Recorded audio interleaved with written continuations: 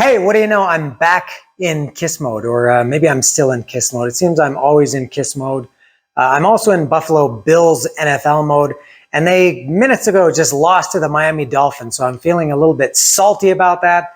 So I felt like turning the camera on and talking about this album, as it says. I want to talk about this album to erase the stinging loss that the Buffalo Bills suffered at the hands and feet of the Miami Dolphins moments ago. A little sports update for you. So, as I said, Kiss mode activated.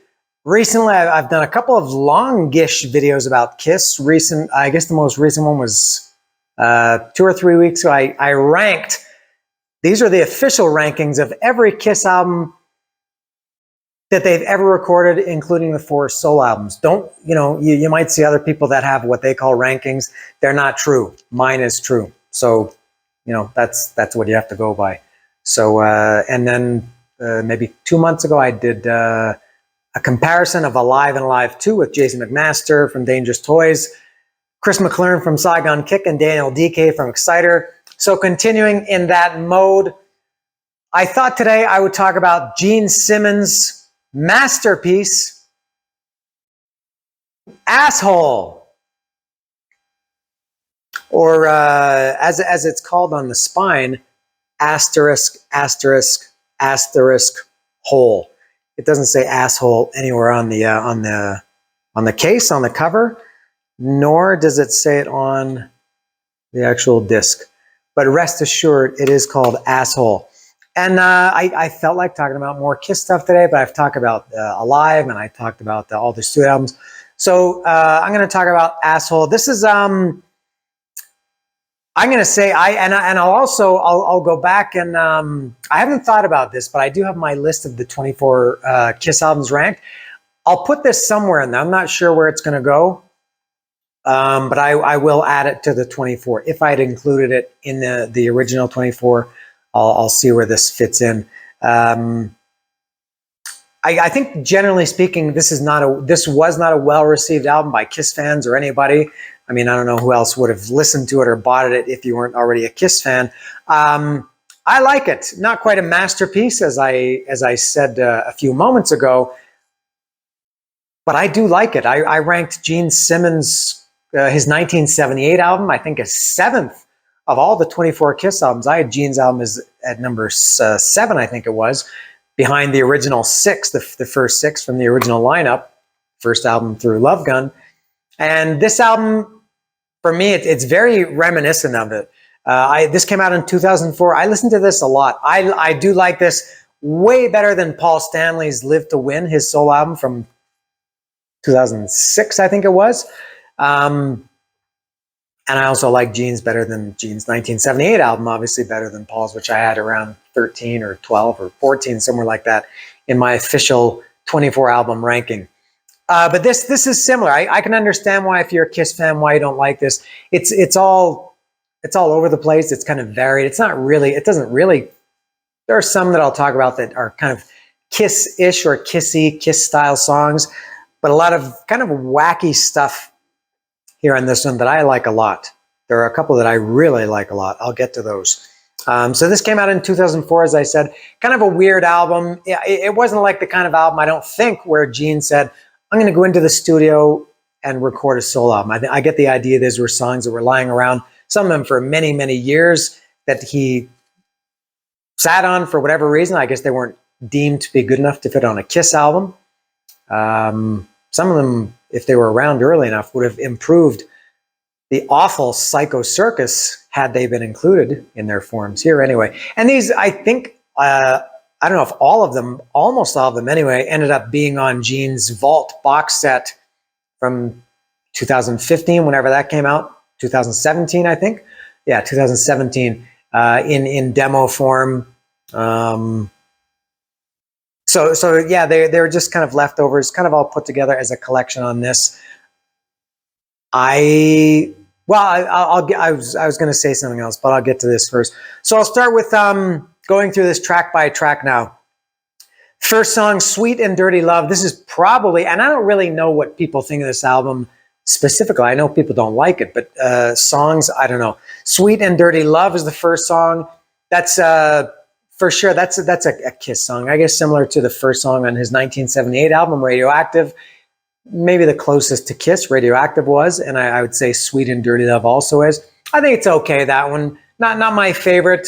Sounds kind of like a revenge era. I don't know when all these songs were written, but to me it sounds like a revenge era song, and it is a rocker. My Sweet Dirty Love. It's okay. Maybe I would have thought differently if it had been on a Kiss album, but maybe that's isolated on a Gene album. It could be different. I don't know.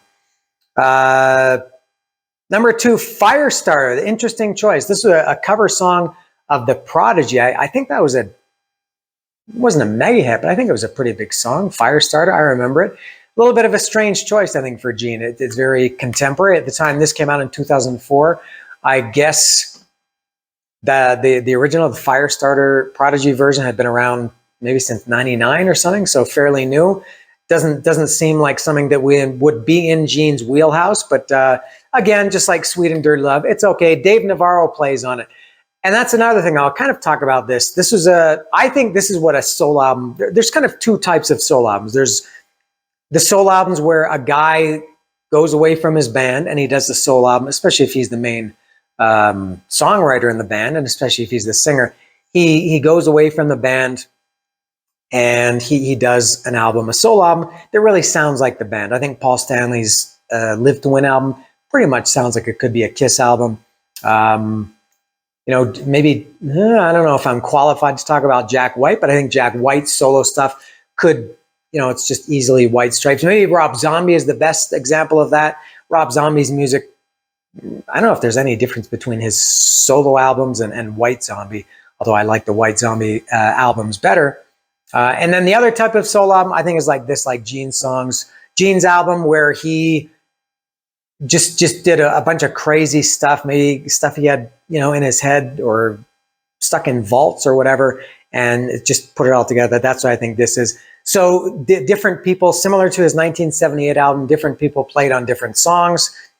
Gene himself, I'm not sure. I'd have to look in the liner notes. Gene himself, I think he played, obviously he sings every song.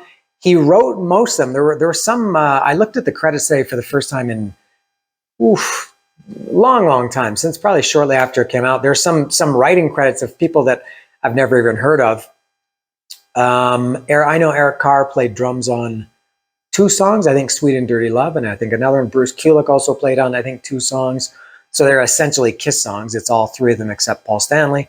I think Bob Kulick co-wrote 1 song. Don't know which one.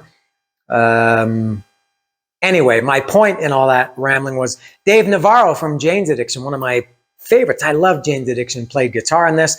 Not sure if he improved it or if it would have been better with somebody else, but there you go. Dave Navarro played on this. And Firestarter, it's okay also. For me, this album takes a few songs for me to really get into it, including the next one, number 3, Weapons of Mass Destruction. Total Kiss song. Clearly, to me, it sounds like it was written for or around the time of Carnival of Souls.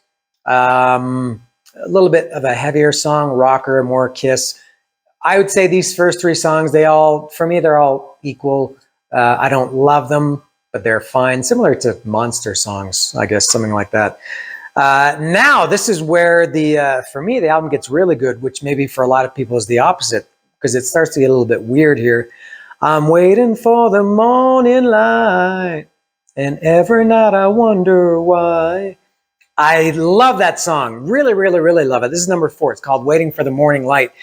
Now, this was, I have to put this down because I have to use my hands here. This was written by, or co-written by, Gene and Bob Dylan. Can you believe Bob Dylan has a writing credit? Now, I'm not sure if it's a Gene song. And I think also on Gene's Vault, there was a track that was, I think it was called like Home Writing Session with Bob Dylan, something like that. And it sounded like somebody just put a dictaphone recorder in the corner of the room, and Bob Dylan and Gene were sitting in a room talking, and it's barely audible.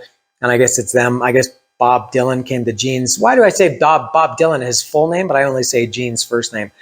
Bob came to Gene's house, and they supposedly, according to Gene, put this song together. Now, I wonder if this was Gene, he just really, really wanted I don't know how much Bob Dylan had to do with the song. So I don't know if Bob actually co-wrote it or Gene just wanted a Bob Dylan co-writing credit on his album, or if they really did write it together. I'm not sure. They worked on it. Whether they actually co-wrote it, I don't know. The credits say yes. But anyway, it's a beautiful, beautiful song, Waiting for the Morning Light. Very, very gentle. It reminds me of, it doesn't sound like, but it's in that same vein from Gene's 1978 album as the quiet songs, especially on the second side too, the second half of the album. Always Near You, Nowhere to Hide, Mr. Make Believe. What was the other one on the second side? I don't know, See You Tonight. That's on the first side. But it's kind of a quiet, mellow, I wouldn't say a ballad, but a nice, softer, gentler Gene Simmons. Waiting for the Morning Light, fantastic song. That's music to me. Waiting for the Morning Light, killer song. Next one is Beautiful. You're something beautiful. Another good song, very un-Gene-like, gentle, soft, mellow Gene, but not a ballad. I like that one a lot too. Did I sing that right? Anyway, it's a nice song. Number 6, Asshole, the title track. Now, speaking of Bob Dylan, this was one of the ones that I mentioned that was written, and I guess I knew this at the time, but only learned it when I just looked quickly at the liner notes today. This was written by a guy, I assume a guy, who's I've never heard of before. His name is Frank. It's so hard to read. It's so small. I need the right light. Frank Tolstrup. I don't know who Frank Tolstrup is. If you end up seeing this, Frank, sorry, but I don't know you. Now, I was going to say, speaking of Bob Dylan, the lyrics of this song, I always thought they were Gene's lyrics because they sound like classic, awful Gene. And these lyrics sound like, they make Rat lyrics sound like Bob Dylan by comparison. I love Rat, one of my favorite bands. I say that a lot. Jane's Addiction, one of my favorites. Rat, one of my favorites, but it's true. I love Rat. I talked about all their albums a couple of years ago and doing one of these videos, standing here in my house, talking to a camera just like I'm doing now. So this is nothing against Rat, but their lyrics are not the best. So despite the awful, just horrible, cringeworthy lyrics, man, I fucking love this song too. The lyrics are, where do they go? You think that you're so cool, that you're nobody's fool, and you got a personality just like a bucket full of pee. He rhymed personality with pee, a bucket of pee, like a bucket of pee. Frank Tolstrup, whatever his name is. And you got, now I forgot. I'm going to have to go to the lyrics here. Hard to read. I hate it when I get lost like that.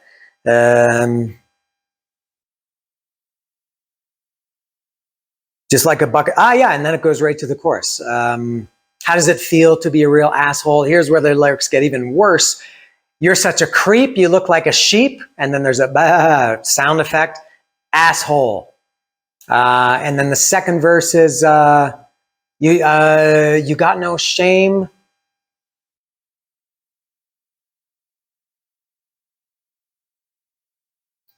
Yeah. You really got no shame. And you've got such a stupid name.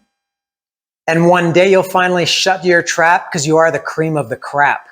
How does it feel to be a real asshole? You're such a creep. You look like a sheep, asshole. And then the bridge is, you always look like an idiot. You always look like an idiot. So unprofessional. And I sing along with this song all the time, and I love it, but I can't think of the lyrics. Yeah,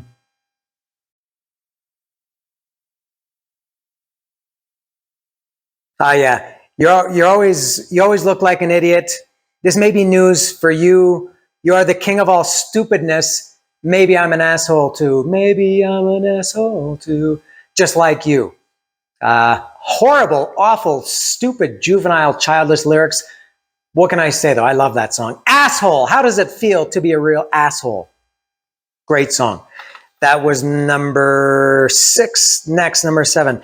Now That You're Gone. That's another. I'm not sure who wrote that one. That one's okay. Not one of my favorites, like Asshole, but I do like Now That You're Gone. That's about standing 6'4" in high heels. Is that the one? I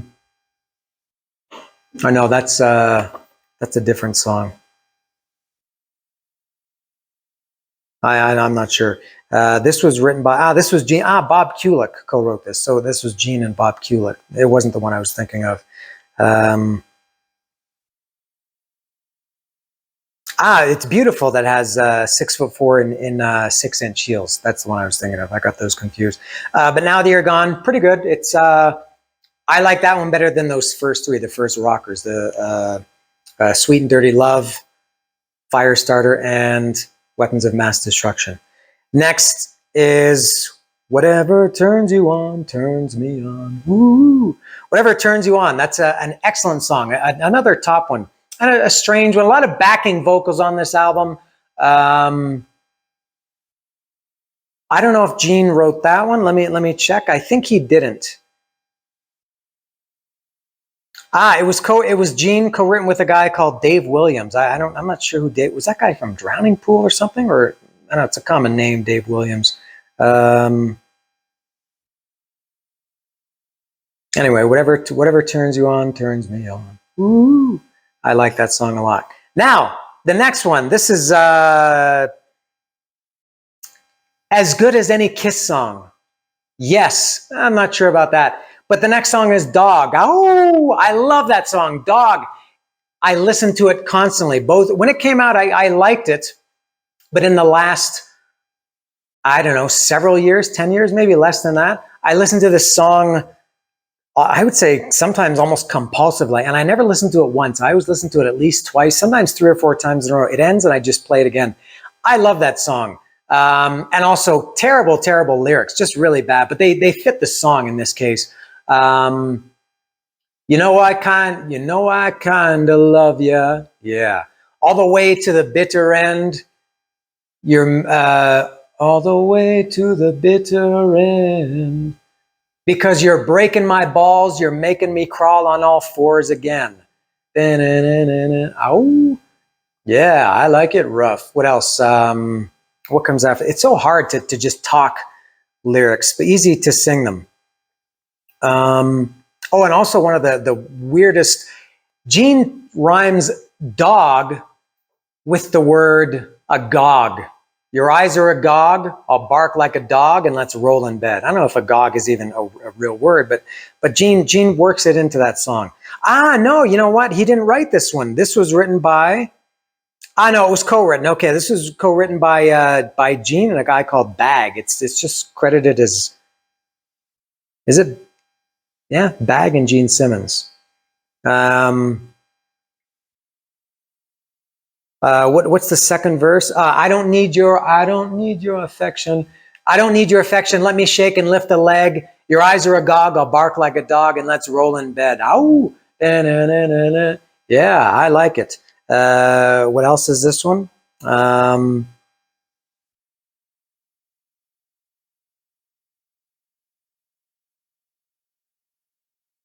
Oh, this is so hard to read, but man, I love this song. And when I take the bridge is this, and when I take your body, so help me God, we go all night long. Then you tie me up, and I'll make you bark like a dog. And you say, "What big eyes you've got?" And I say, "The better to see you with." And you say, "What big arms you have?" And I say, "The better to hold you with." And you say, "That's a big tongue you've got." And I say, "The better to eat you with, my dear." Killer. This has got Gene's attitude all over it. All over it. This is, if this were a Kiss song, I don't know why I have to separate them. This would be way at the top. At least for me, it's hard to compare. This album came out and I bought it when I was 34 years old. And those classic Kiss albums came out and I got them when I was 7, 8, 9, 10 years old. So obviously you look at them differently. Maybe Dog would have been, if Dog had come out in 1977, maybe I would have liked it just as much as I like, Christine 16 or King of the Nighttime World or something. But Dog is a killer killer song. The next one is even better. Black Tongue. This is another strange co-write. This was co-written by Frank Zappa. I guess what happened was it was taken from some song that Frank Zappa had worked on that he had in his vaults. Gene has his vault, and Frank Zappa has his. And I guess Frank Zappa's let's call him Zappa. Zappa's family gave Gene access to his stuff, and there's a little sample of Zappa's voice at the beginning. How's that grab you? And the end, and I think also in the middle. Here's at the beginning. It's here's a real rock and roll song. In the middle, I can't remember, but yeah, I think this song is maybe even. I like this one even more than Dog. My black tongue's hanging right out of me. My black tongue's always hanging out of me. Going down in history. My black tongue's. God, it's so hard to remember the lyrics when you're just speaking. And I don't want to sing every song, and I'm sure you don't want that either. My black tongue's coming, always hanging out of me. I'm going down in history. Guitar, one time.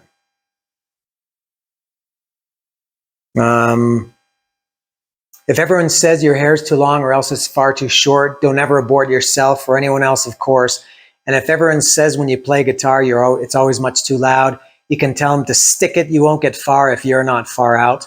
And then the second verse is, if everyone says you're out of style, just tell them you do their sister and mommy every once in a while. And if everyone says you got a big mouth, you refuse to shut up, just tell them to kiss your behind. Just tell them to kiss your behind.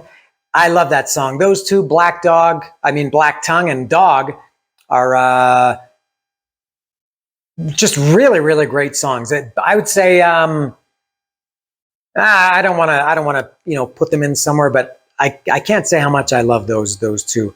So after Black Tongue, Round and Round We Go, Carnival of Souls. This was presumably written for the Carnival of Souls album, which I pretty much like. I have no problem with that record. Another rocker. That's I think Eric Singer and Bruce Kulick play on that one too. It's pretty good. Number 12. We got two more. Kind of four more. Number 12. If I Had a Gun. Was that Look at me with my makeup on? Is that If I Had a Gun? Yeah, look at me with my makeup messed. I feel so ugly. I've never been blessed. Kind of strange. Did Gene write this one? This is another co-write with this guy called Bag. Strange lyrics for Gene. The chorus of this is, if I had a gun, I'd shoot everyone who pisses me off. A little bit strange. Gene is usually not so outspoken like that. But that's another very quiet song that I like that one a lot, If I Had a Gun. Gene kind of sings it, almost talking. And I love Gene's voice. I've never really thought about Gene or any Kiss as being my favorite singer, favorite guitarist, favorite bassist, favorite drummer. But man, I love Gene's voice. He can sing like this, these quiet songs like this one in Dog with his kind of low, almost speaking voice. And then he's got the voice where it's a little bit grainier, like in Whatever Turns You On.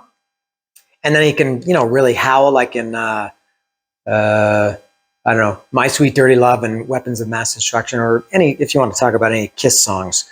So that's If I Had a Gun, good one. 1,000 Dreams is the last official song on this album. There's a couple of bonus tracks. 1,000 Dreams, for me, very reminiscent of When You Wish Upon a Star, which was on his 1970. There it is again. Don't you like that? The last song on this, 1,000 Dreams, is again reminiscent of the last song on his 1978 album, which was When You Wish Upon a Star. I just repeated everything. It's very orchestral, very grand. I know everybody hates When You Wish Upon a Star. It's my least favorite song on his 1978 album, but I think it's fine. It's an okay song. And this one too, very big, grand, orchestral. I guess good way to end the album. It's fine. And then there are two. I don't have the version with this with the two bonus tracks. I think it was a Japanese version that had bonus tracks. They were I can't remember if which one is 13 and which one is 14. I guess it doesn't matter. But they were what were they?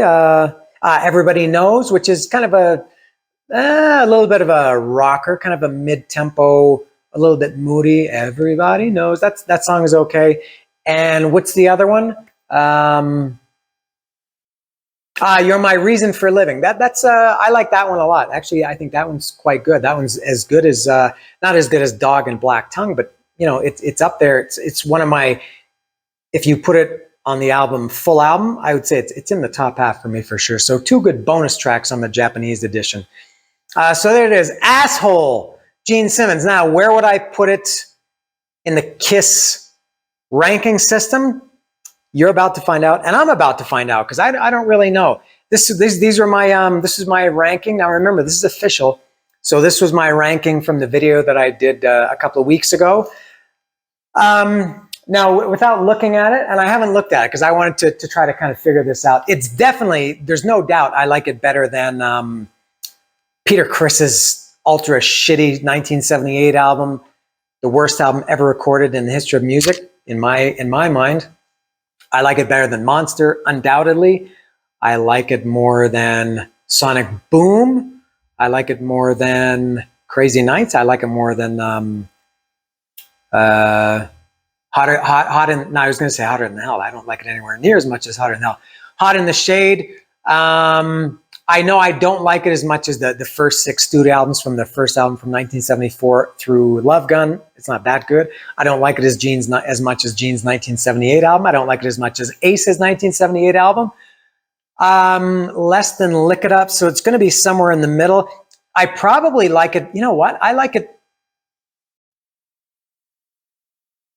better than Creatures of the Night. Yeah, I like Gene's Asshole. I like Asshole by Gene Simmons more than Creatures of the Night. And I guess, is that true, or am I just trying to be cool?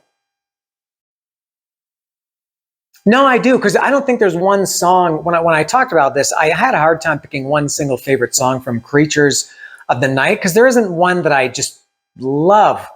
I like them all, but there's none that I just get obsessed with, like a couple of songs here. So at least for Black Tongue, Dog, Waiting for the Morning Light, Asshole, I love, and even Beautiful, I guess. I like all those way better than any song on Creatures. So I would say I would put this above Creatures. Next, Carnival of Souls and Dynasty. I probably like it better than Dynasty too, better than Carnival of Souls. Animalized was at number 14 out of 24. Maybe it's on the same level for me as Animalized. So maybe I would have it around 14th or 15th. Gene's, I would put Gene's Asshole. I'm going to rank Gene's Asshole. I get tired of that. But I would put that at, yeah, number 14 or 15 out of 24. So pretty good in the top half anyway, which is much higher than I'm sure most people. Generally speaking, as I said, I know people do not like Asshole. So there it is. I talked about this album, and it's a good one. And I listened to it today and really, really enjoyed it. And as I said, I listened to Black Tongue and Dog obsessively. I probably never go more than a month. In the last 8 years or so, I've probably never gone more than a month without listening to them. And I probably go through stretches where I listen to them every day. And as I said, sometimes multiple times. Now, I don't like to solicit or encourage comments just because it's such a cliche. Every single person on YouTube says, drop a comment in the comment section down below, which I've talked about this a little bit before. I appreciate it. I honestly do like it. I like reading people's comments 99% of the time. But I do want to know, I'm honestly curious what people think about this album. Does anybody like it? I know a lot of people hate it. There's probably some people that are kind of on the fence about it. I don't know if there are too many people who love it. Again, not trying to make myself seem like I'm, the coolest guy, because I hate Peter Criss's, which most people do. I hate The Elder, which pretty much everybody does. But I'm really not sure about Gene's album, because it didn't have the big hullabaloo like all those other Kiss albums did. So that's it. Gene Simmons, Asshole. I like it. Yes.